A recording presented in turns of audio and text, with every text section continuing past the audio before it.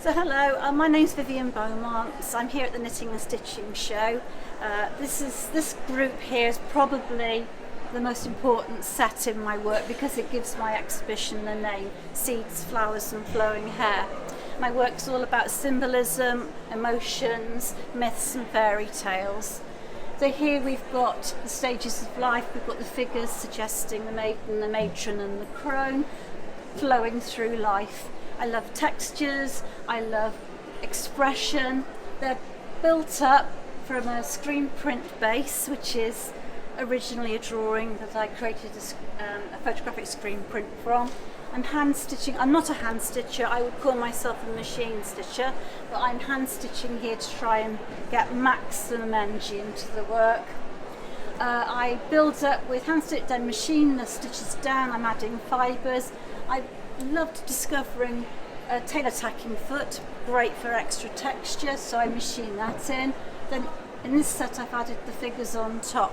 So the figures are on a white linen, I monoprint the figures on, I've cut them out and I've added them to create a nice flowing composition so the three images talk to each other. Adding lots of beads, there's hand embroidered features. I often use the daisy because I feel like the daisy is symbolic of women connecting through time. We've all made daisy chains as little girls, taught by our mothers, taught by our grandmothers, so I feel the daisy is a symbol of reaching back through time.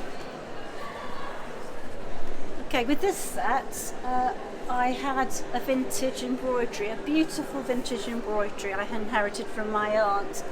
It was so lovely, but I'm not a hand embroiderer, so it hung around for a while. I gave it to my friend who's more inclined to do hand embroidery. She then gave it back to me because she wasn't going to do it. I had it again hanging around in my studio collecting dust, and in the end, in lockdown, I cut it up and I put it in my work. I was very inspired by Audrey Walker as just one of my heroes, such wonderful work, and I remembered she'd used her mother's embroideries and she'd embroidered on the original tablecloths that her mother had made, and I just thought that was such a lovely story. So here I'm honouring my aunt's embroidery with a style I would never have done myself, but it's added a vintage feel to my work. The figures that I've done, they are monoprints. I'm a great fan of monoprinting because it's a drawn mark. I also like with monoprinting, you can rub your finger on the original and create a shaded effect on the work, which suits figures a lot. My work is very textural. I think doing my MA through lockdown, which was a shame, but I've got all my machines at home, so I was able to carry on working. But what I was really investigating was how to get texture in work, how to layer and how to make the work very tactile. So with these there's a lot of hand stitching, and then I've added raffia, I've added cineme, I've added abaca fibres, and I've tried to get this swirling energy which expressed how I felt at the time. It's also suggestive of Persephone coming out of the underworld to go and find her mother to meet her. So yeah, it's suggesting myths, but for me it's the texture and the story, mixing it together, that's the interesting thing. The story here is about Cat's Cradle, and I'm using Cat's Cradle, the game we would use as children to pass time in the school playground. I'm using it to represent the thread of life, the stages of life. I've got three figures here. They're alluding to the maiden, the matron, the crone, the stages of life. Again, there's lots of texture. There's a screen print on the background. The figure is a monoprint, and she's added as an applique. The background is a screen print of swirling abaca. On top there's deconstructed cineme to create a golden haze. It's about emotions, it's about mothers and daughters, it's about me and now a crone. So looking back, the good thing about crone is that we have wisdom and we have experience and we have sympathy for our daughters because we know our daughters are going to go through the same stages that we've gone through. Now this image is spinning a tale. And I was very brave last year. I applied to my first Arts Open competition, and I entered this with very little hope, because I've always felt that textiles was perhaps a second-class art form, but amazingly I won. So the prize was an exhibition, so I'll have my own exhibition in Ace Arts in Somerset in May next year, so that's very exciting. It's again a very textured piece. I've got lots of stitch, I've got screen print at the bottom, I've got applique leaves, I have the deconstructed cinema creating the straw in the barn. I'm using a barn as a metaphor for the womb, for fertility, for the life force that the girl represents and the barn represents. She's subtly pregnant, so it's another symbol of fertility.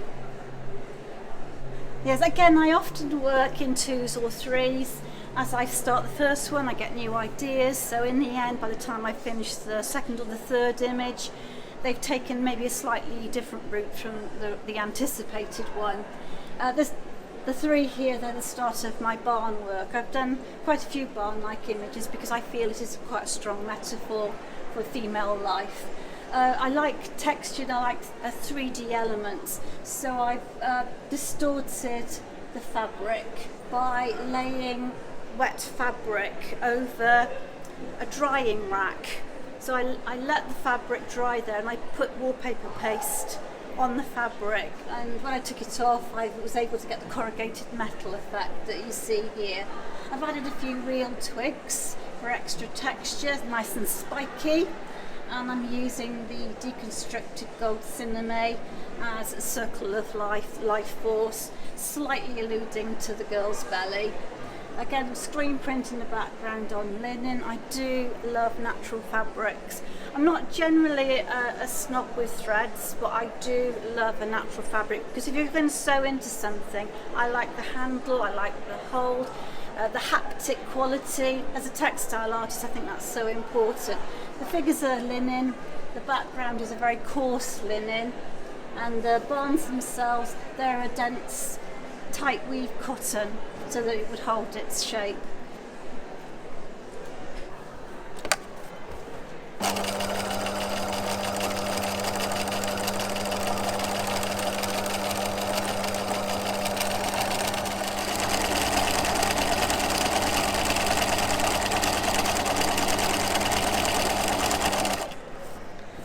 Yes, the filling in's quite relaxing.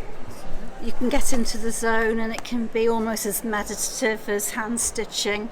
I really like it when I can just settle in and do large areas. It makes a nice change. But of course the gold thread is very unforgiving. It will snap.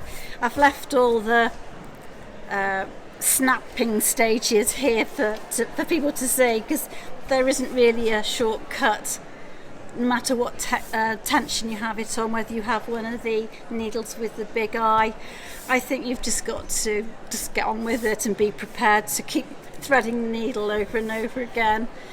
I love gold. I don't like bling, so this dull gold is my favourite colour, and I will put it in as many pieces of work as I can. But I also love the lush fruit. I think I'm going to be doing more pomegranates, more cherries, more strawberries in the future. Lots of ideas. I finished work 3 years ago, and I went straight into doing an MA, which was a great transition for me from going sort of from full-time activity with teaching to doing my own work and just understanding how I can use 24 hours a day. I'd done the odd textile piece in summer holidays, so I knew I had something to say and I knew I wanted to do it. But I couldn't do my own artwork and teach. I thought I was giving out all the time. I loved it, but I was physically exhausted. So when I did give up, I'm very grateful I gave up just before lockdown, because I don't think I would have enjoyed teaching on Zoom. So I did the MA at Hereford. I absolutely loved it. It helped me to find a depth in my work and understanding of my motivations. It helped me understand what I wanted to get out of bed to do every day. It helped me to develop my story. and I realised that it's about life, it's about emotions, it's about love, it's about the cyclical nature of life. My daughter is in her 30s now. I see her living stages of her life that I remember living myself. It's painful and it's melancholy, but it's also joyful. It's an interesting mix, and I think all that comes out in my work. This piece will be cut out when she's finished. She's backed on Vilene. When you cut the figure out, you'll have a white line, so if you want to do something similar, my advice would be, when you have the edge, paint it with some acrylic paint, just a dark colour. Maybe water it down a bit, but just paint the actual edge, because otherwise you won't be able to hide it. The white of the Vilene will just stand out. You could try sewing over it, but you'd have to sew and sew and sew. You still wouldn't hide it, you just end up over sewing it. So just paint the edge, and then you can sew it on in a normal manner. I'll just show you what it's going to go on. This is a screen print. I've already shown you the seeds, flowers and flowing hair, so this is an example of the screen print I used in that series as a base. It's always lovely having a screen print as a base, because it helps you, it gives you an idea of the direction you want to go in, because I'm always trying to get expressive marks, I'm always trying to get energy, and if you have an idea of where you're going and you have some dark areas, it's just such a good positive start. So I'm covering it with hand stitch. I'm not a hand stitcher, I'm definitely a machine embroiderer, but I do love some hand stitching.